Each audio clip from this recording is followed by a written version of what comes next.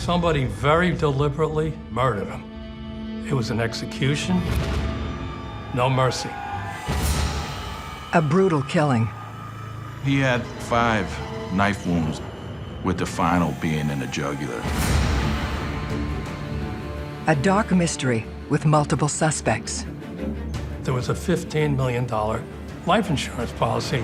That's motive. He was a fraudster, a high-level con man. Everywhere you looked in that family, there was a criminal on every branch, really. Well, who done it? $42 million and all these people that wanted him dead. That's a whodunit. The truth will be revealed. This is a case of a century, really.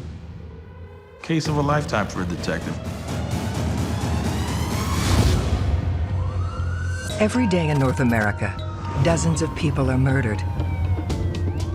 The key to solving the toughest of these homicides lies in the final 24 hours of the victim's life. To crack the case, detectives must reconstruct that critical timeline. The minutes and hours containing evidence that can help unlock the mystery and catch the killer.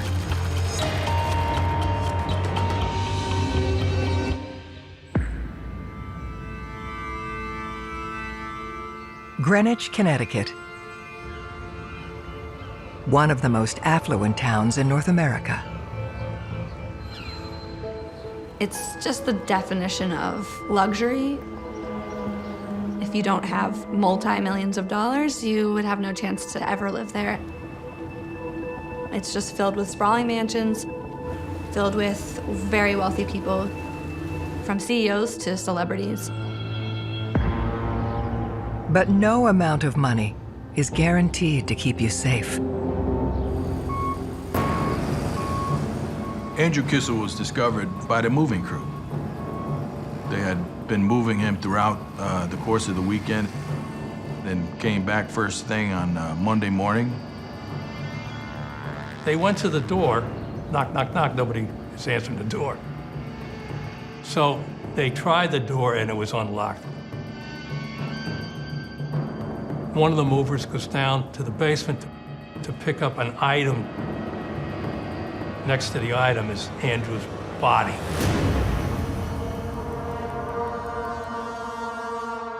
He is shocked. He goes upstairs, he tells the other guys.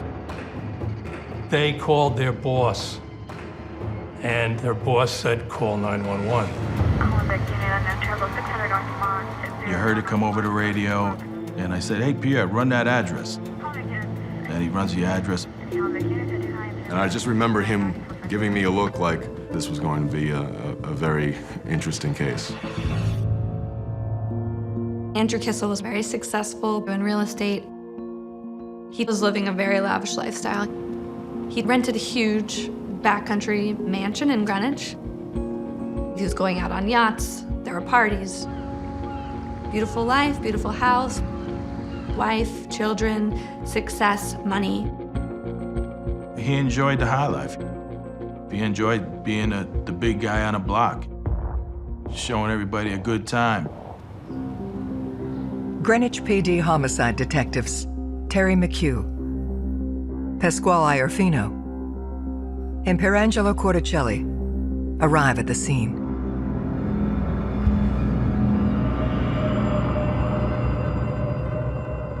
It was a bloody scene. He had 5 knife wounds, with the final being in the jugular. You imagine sticking a knife in somebody, that's a terrible thing to do. Monsters do this stuff. He was also found bound and gagged. No mercy. Now, you know he was yelling. Had to be. Had to be, right?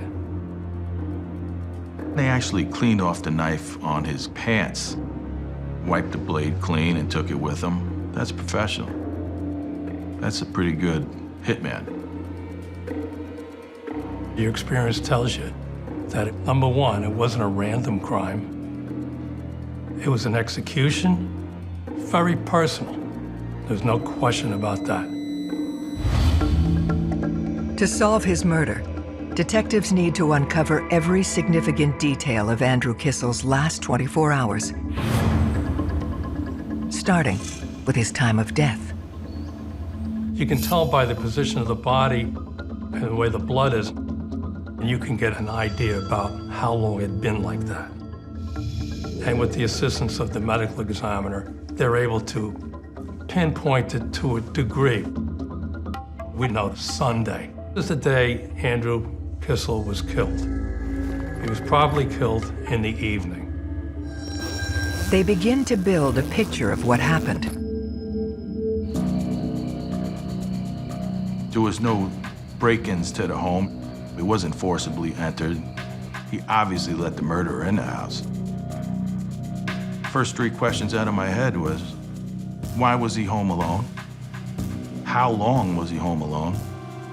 And who knew he was home alone? We have to interview all of the people that are closest to Andrew and ask the basic information of the timeline of where they were leading up to the events of Andrew being found. There's all kinds of fancy words for it, victimology, but bottom line is you have to learn who your victim was. Not only are you establishing the deceased timeline, but you're establishing the timeline of anyone that could be connected to this type of a murder. Detectives track down Andrew's next of kin. Haley Kissel was Andrew's wife. Very smart, educated woman, making a lot of money on her own. She was told by the detective lieutenant that there was a body in the basement, and she immediately said, it's probably Andrew.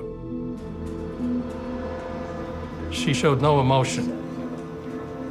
Most people show a lot of emotion, and most people want to see the body.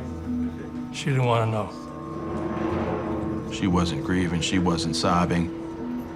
There was no tears flowing down that face. You'd never know that somebody died in her family, especially her husband, that's for sure. She claimed she saw him on Saturday. She was assisting the movers. She left on Saturday. He was home alone on Sunday, and he was found dead first thing in the morning on Monday. It's just too coincidental that everybody left, and the only guy that stayed was murdered. You know, we had an issue with that. We couldn't figure out why Haley was in such a rush to get out of there with the kids. She told us that they were actually splitting up, so she was gonna find a new location to reside in with the kids. Haley reveals their separation wasn't the only reason for the movers. Andrew and Haley hadn't paid the rent. They had $10,000 a month mansion they were living in beautiful backcountry Greenwich, and they were going to be evicted. And that's why the movers were there. He was running out of money, and he was miserable. And it was just not a good situation. She told us that he was using cocaine, that he drank, that he was abusive. She knew of all of his antics. She caught him with prostitutes all the time. She was embarrassed over and over and over, I'm sure. She was furious. Their life was falling apart. She was extremely, extremely angry. Haley makes a series of admissions.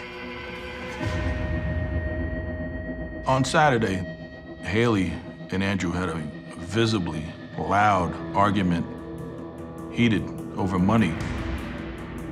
And they argued right in front of the movers and everybody that was on site. She also volunteered that there was a $15 million life insurance policy on Andrew. So that's motive. Hello? That's a big thing. So we said, well, tell us about that. She said, well, I wouldn't get it. Well, who would get it? It's in trust for the children, if you will.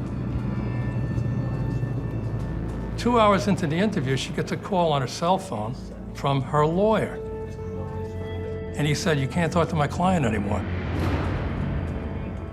Then all contact with her basically stopped.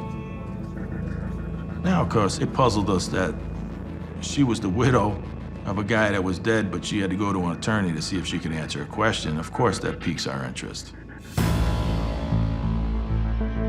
So we contacted the insurance company.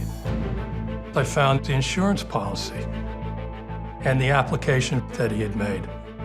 And in it, I read the kids were contingency beneficiaries, meaning on her demise. No, Haley was the beneficiary. That's what we call a red flag in our business.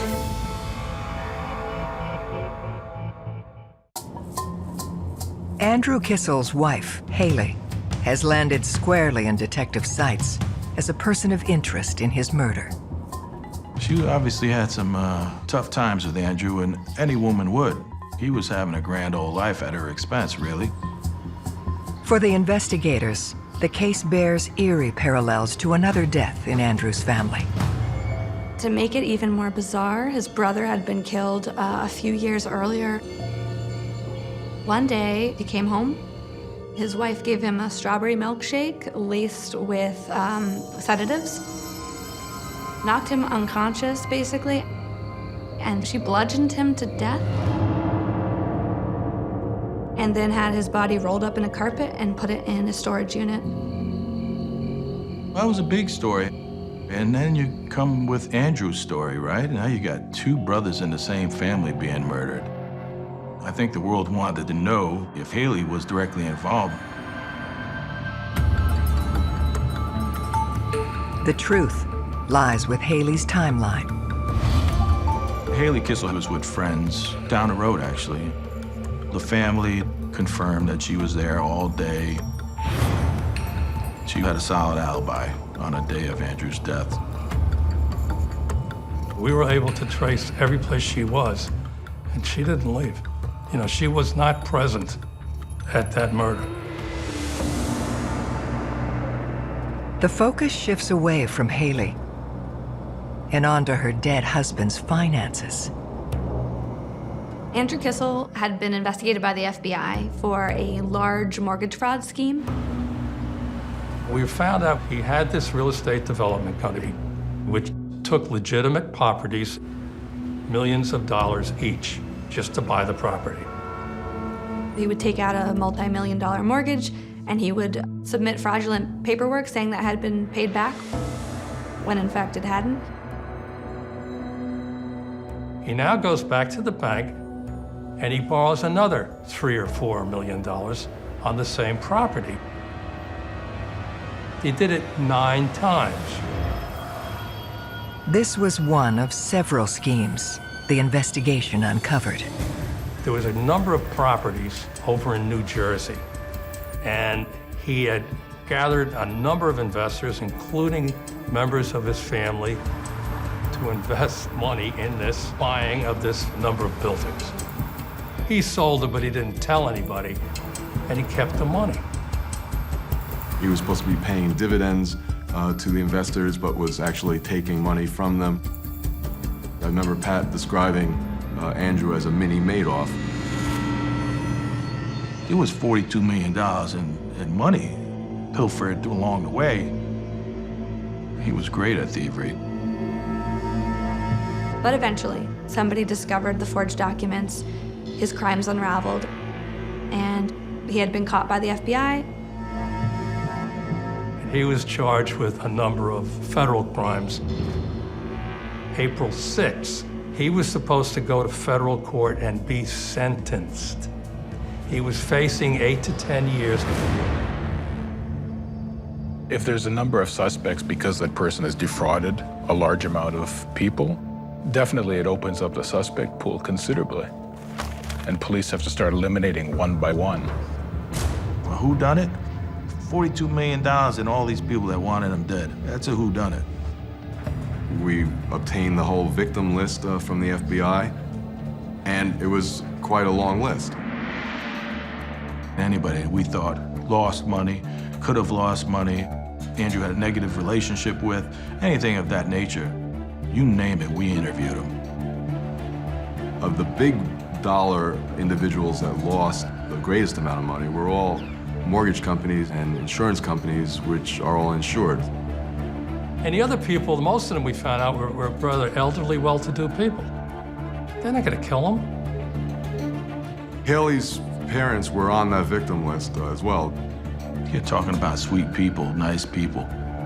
Just because they had money and they were ripped off, they're gonna come after you in civil court, but they don't pick up knives and go after the guy that stole their money. The investigation does yield an important fact, shared by all of Andrew's victims. Even with all the millions of dollars that he stole off of these people, we found out that really nobody knew he was home alone. So now, it really limited the search for suspects to somebody in a closer circle.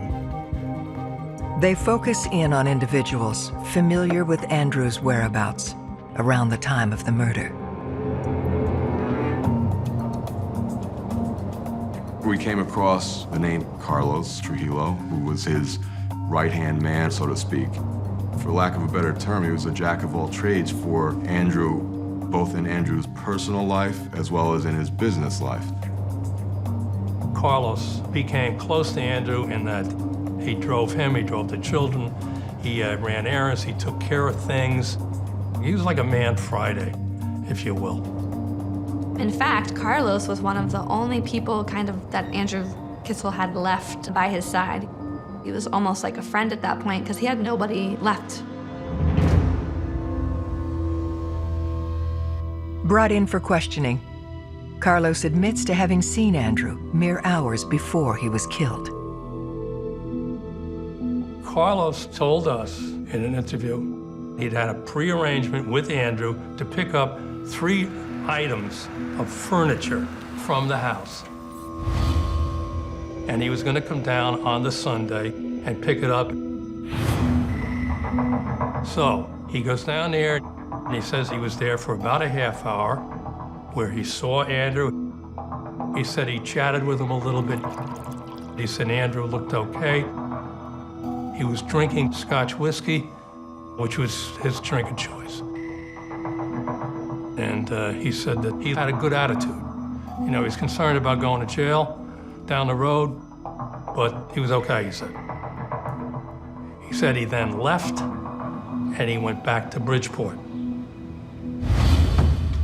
Carlos told us that he had left at 6 p.m. that evening. And then, of course, we have the movers coming in first thing in the morning.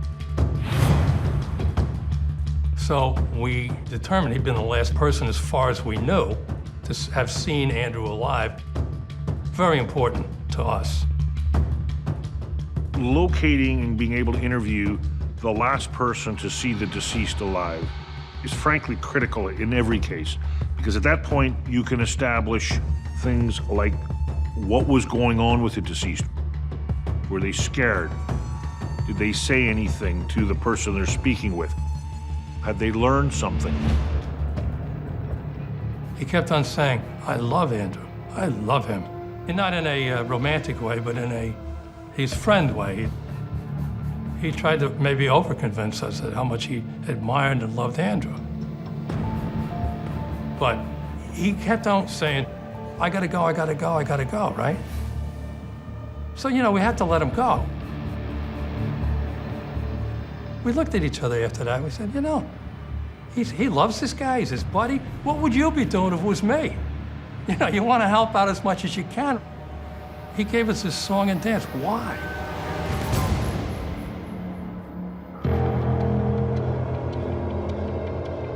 We kept digging, and we came to find out that Andrew treated Carlos just like a gopher. There was a report of Andrew calling Carlos on his day off, saying, I need you to come down here right away. So he leaves his family and drives all the way 30, 40 minutes down to Greenwich. And the only thing that Andrew wanted was for him to go out and get him some fast food. So it was that kind of disregard for Carlos, which didn't really fit well with Carlos's description of having a great relationship with Andrew and him being like a father figure. Very strange, so a lot of things just weren't adding up with him. It didn't make any sense. That's a problem. Carlos Trujillo's quick exit from his interview with detectives leaves them with more questions than answers. So a week later, we had him in for a second interview. And in this one, he gives us this tremendously detailed story. He said they went back to Bridgeport, but not right away. He left after seeing Andrew at 6 o'clock. He leaves and he goes down to Queens. He said how he went to a bar, hung out with a lot of people, and danced the night away. He says, oh, the place was mobbed. And what else did you do there? I had a couple of beers and I left. Carlos Trujillo told investigators that he drove home in the late hours of Sunday morning, around 1 a.m. He said he stopped at a restaurant, then brought home food for his girlfriend. So that gave him an alibi, not placing him at the crime scene at the time of Andrew's death. His house and his vehicle were searched, and we didn't find anything that was pertinent. His behavior going to Queens and coming back, it's not something that raised very big red flags from our point of view. Because of the direction he took, detectives have a way to check Trujillo's story. Easy Pass is a system where there's a monitor in your car that you pay for.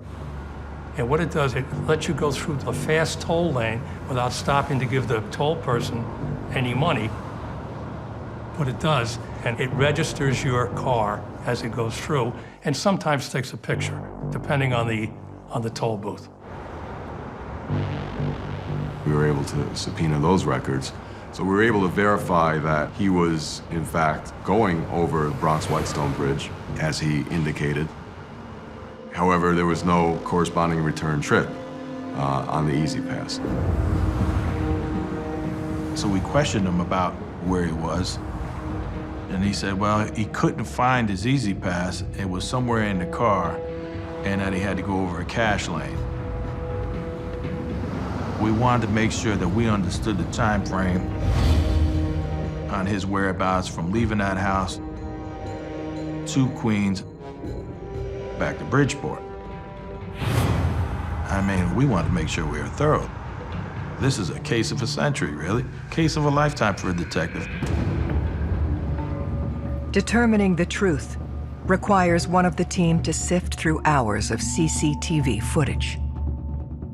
Oh, Lord, Pierre was a rookie. Hey, that's what rookies do, all the grunt work, right? At the time, it was still old-fashioned VHS videotape. It wasn't digital video. So I had a milk crate full of videotapes from the MTA police in their little viewing room. He must have had some serious vision problems looking at those cameras nonstop. As Detective Corticelli continues his search, the team discovers another potential suspect, Eric Boxerman.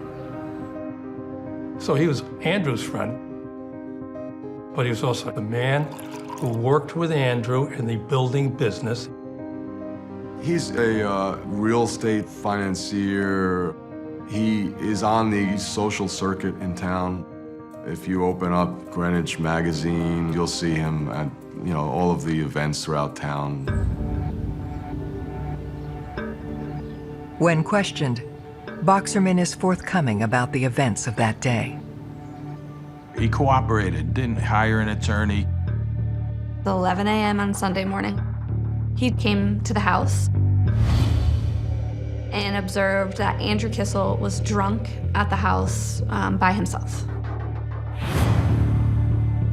He told investigators Andrew Kissel was laying on a couch and basically incapacitated, which tells you the state of mind of Andrew Kissel. He is asked to explain his whereabouts during the window in which Andrew was killed. He said he was home that night, which is right around the corner. We asked him, did he see anybody? Did he talk to anybody? He said he saw a lady walking a dog, and that was it. So, okay. So that was a question mark in our minds.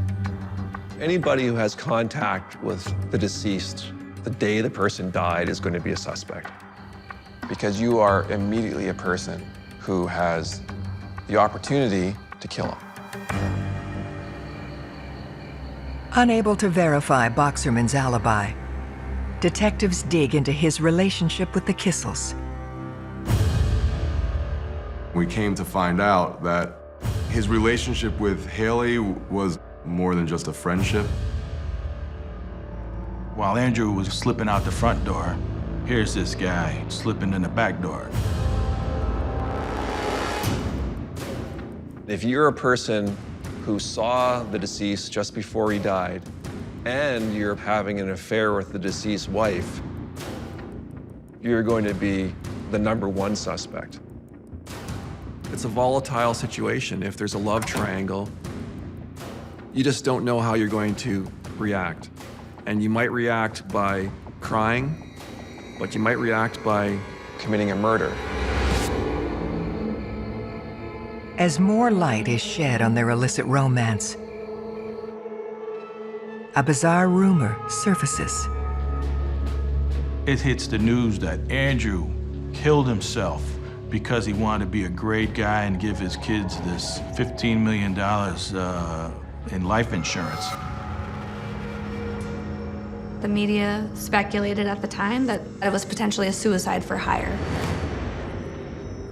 Who would choose to kill themselves in such a slow and painful manner? To be stabbed by a knife multiple times, in your basement, bound up. There are other ways to do it. From a victimology point of view, everything that we knew about Andrew was all about Andrew. He was a classic narcissist. That whole idea was just crazy to us. What was interesting was News 12 was the first, I believe, to float this story based on an unconfirmed source to their tip line. Pat and Terry were able to track down the telephone number from this unconfirmed source. The number is a cell phone tied to Eric Boxerman. So was he floating that idea as a way to shield or protect Haley based on his relationship with her? Were there other motives? We didn't know. So now we got very interested in him.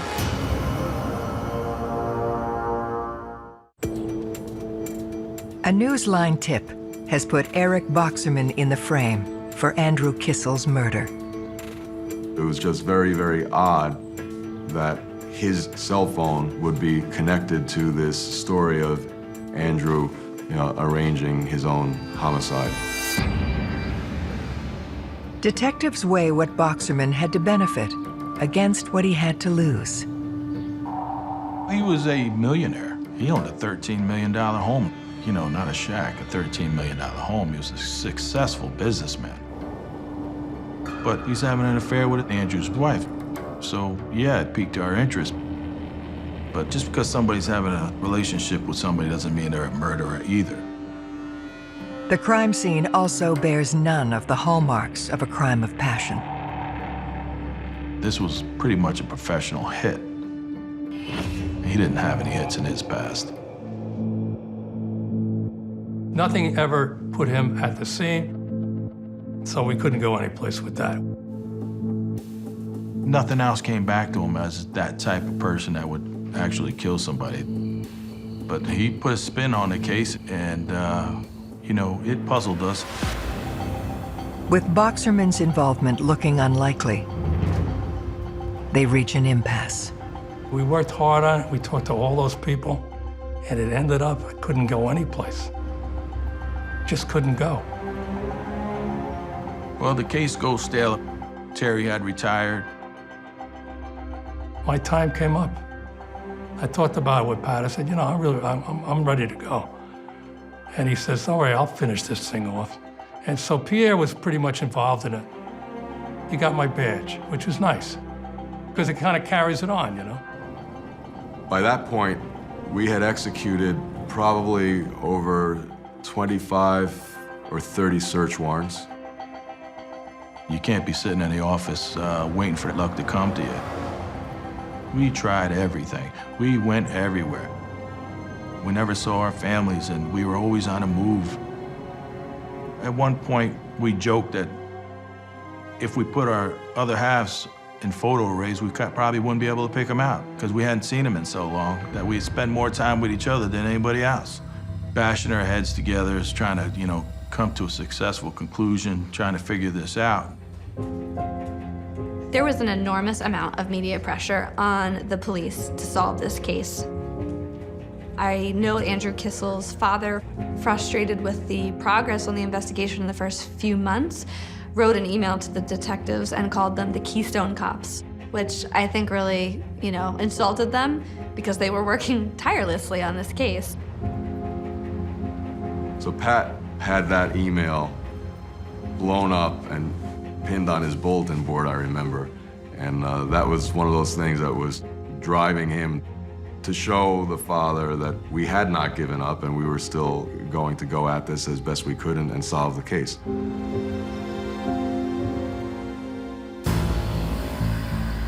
After countless hours viewing CCTV footage, Detective Corticelli makes a breakthrough. He called me and said, "I got him." I'm like, "Are you kidding me?" And then he showed me the picture. It was like unbelievable, clear as could be, Carlos Trillo coming through the cash line. That system down there took one of the best pictures you'd ever want to take. It was amazing. God, he looked terrific. So Carlos comes back across the bridge toward Connecticut. It was much sooner than he had initially admitted.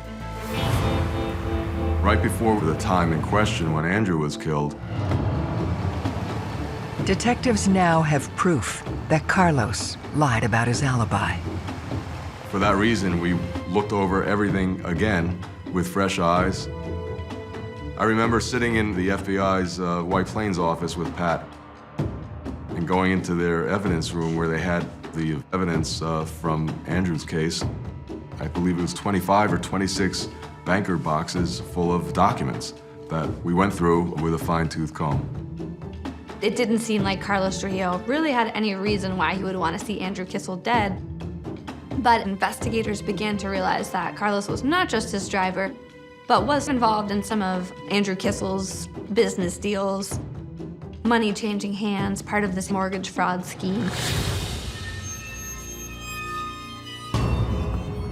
And then you had his own brother, George Trujillo, that had power of attorney on many of the properties that were illegally sold. He was right involved with that. You had Carlos's girlfriend, Stella Tafur. Stella Tafur was Andrew Kissel's accountant for all the frauds. So she was directly tied in the whole case. It was like the entire Trujillo family tree, and it was a criminal on every branch, really. Carlos's motive slowly comes into focus. Andrew was going to be pleading guilty, and then he was going to be fully sentenced. But he could have implicated other people. And based on that, the people that would be most likely to be in peril would be Carlos, his family members, and the people that were directly involved with Andrew's business. It's damning evidence, but detectives need direct proof of a murder plot. They scour the materials gathered from Carlos's home. We found credit cards with different people's names in it, and one happened to be Amita Trujillo. And so I say, hey, who's Amita Trujillo? Let's find out who it is. They track down her address in Waterbury, Connecticut, 57 miles from Andrew's home. I say, Pierre, let's go. We have to go to Waterbury. We're headed to see this Amita Trujillo. I wanted to go poke at the hornet's nest, because that's what we do. Waterbury is a tough neighborhood, and it's the opposite of Greenwich. It's a bunch of blue-collar workers struggling to make things work and just trying to work hard for their money. We get around the back of the house. We start banging on the back door. I hear somebody yelling from the second floor, "Hello, hello." I said, "Hey, how you doing? It's the police. I need to talk to you." So she comes out, and we start talking to her. And we showed her a picture of Carlos. So she says, "Yeah, that's one of my cousins. Yeah, I know him." And I said, "Here to talk about a homicide." And she says, "You mean they killed that rich Jew guy?" Detectives interviewing a cousin of Carlos Trujillo have unearthed more than they expected to find. And we said, "Oh boy, here we go." I said, "Well, tell us some more." She goes, "Well, my half-brother, Lenny, was at a 4th of July party last year, and this guy, Carlos, the guy in the picture, came up to him and offered him money to kill his boss." She said that Carlos said that he'd stole $500,000 from the boss and he wanted it back, so they needed to get him killed. And then she heard another story that he was ill and wanted to die. All kinds of different stories. But in the end, it was Carlos killing his boss. It's an astonishing tale. Detectives zero in on Lenny Trujillo. Now we gotta fill in the rest of the blanks. Just because you know something, you gotta be able to prove it. Lenny, believe it or not, is a naive simpleton. Lived in Worcester, Massachusetts. Just recently had a kid. We really need Lenny to tell us everything that happened, that transpired between him and Carlos. So we push him. So Lenny Trujillo said that basically Carlos approached him and said that this guy that he worked for, this rich guy in Greenwich, wanted to die. And he basically was going to hire him to help do it for some cash and a computer. He was surprisingly cooperative. He said that his whole intention was to play Carlos for his money. He was going to take whatever money he could from Carlos, and that would be that. Lenny admits he and Carlos worked long and hard planning the crime. This was 6 months, 8 months in the works. They would meet at parking lots, on rest stops, on highways, and Carlos would give them more money. They continued to plan it and plan it and plan it. He told us that Carlos put him up in a hotel. We were able to go there and find records that Carlos paid for a room there on a credit card and that Lenny stayed there, and we had both their signatures on receipts. The next morning, they drove down to Greenwich. And he described Greenwich, he described certain stores in Greenwich. This was detailed information that a kid from Worcester, Massachusetts could not have come up with on his own. It's pointing directly to the conspiracy between Lenny and Carlos to commit this murder. And he said the plan was to tie the victim up, bring them down to the basement, and stab them. So by virtue of that, we were able to know immediately that he was telling us, you know, at least in those parts of his story, the truth. Lenny admitted to 90% and wouldn't go to that extra 10% of actually having committed the murder or being there when Andrew was killed. Despite lacking a full confession, it's enough to finally complete the picture of what happened in the hours leading to Andrew Kissel's murder.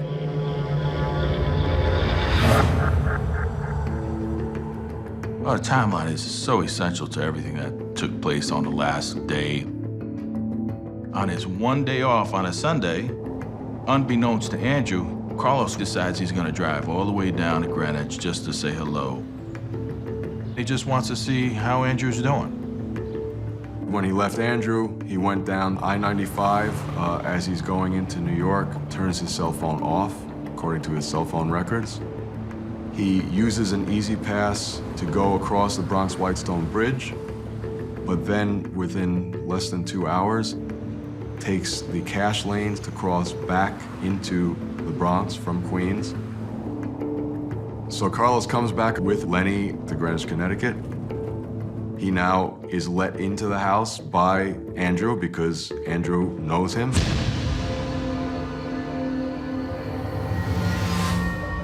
They might be having a drink together. They definitely did some coke. Then, one way or the other, they took him downstairs to the basement. They gagged him, and they tied him just like Lenny told us he was gonna do. They put him down on the ground. They made it nice and quiet. I imagine that they held him with one hand and took a knife and 5 times plunged it to the hilt, 3 of which were kill shots. 2 in the aorta, 1 in the carotid. After committing the murder, we believe they left the home. Carlos could have driven Lenny back home and then went back home to Bridgeport, Connecticut.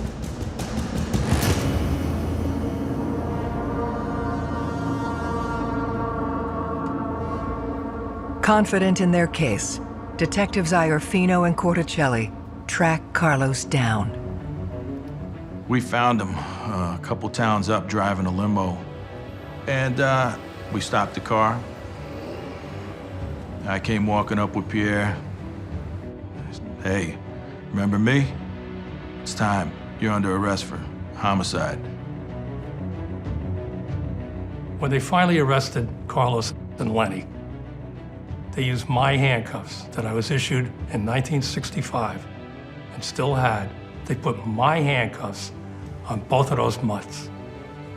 And they put them on a plaque, and they gave them to me. I got it at home. It's fabulous. On April 15th, 2011, Lenny Trujillo is sentenced to 20 years in prison. Carlos Trujillo pleads down, and after serving a sentence of 6 years, he is deported to Colombia. Carlos only had 6 years, and I felt a little slighted by that. But when I realized that he was getting deported, as an immigrant myself, I love the mainland and my homeland, but I never want to go back to live there. I like it right here. So he could never come back here. He got a life sentence. His brother George went back to Colombia. Stella Tafur was Andrew Kissel's accountant. She disappeared. Who knows what happened to Stella? Money was everything to Andrew Kissel. That's how he got himself in this predicament to start with. He stole $42 million, owed a lot of people money, but did he deserve to get stabbed to death like he did? No. In the end, if you do a good police job, it all comes out. And we did a good, thorough job, and we put our hearts into it, and it came out.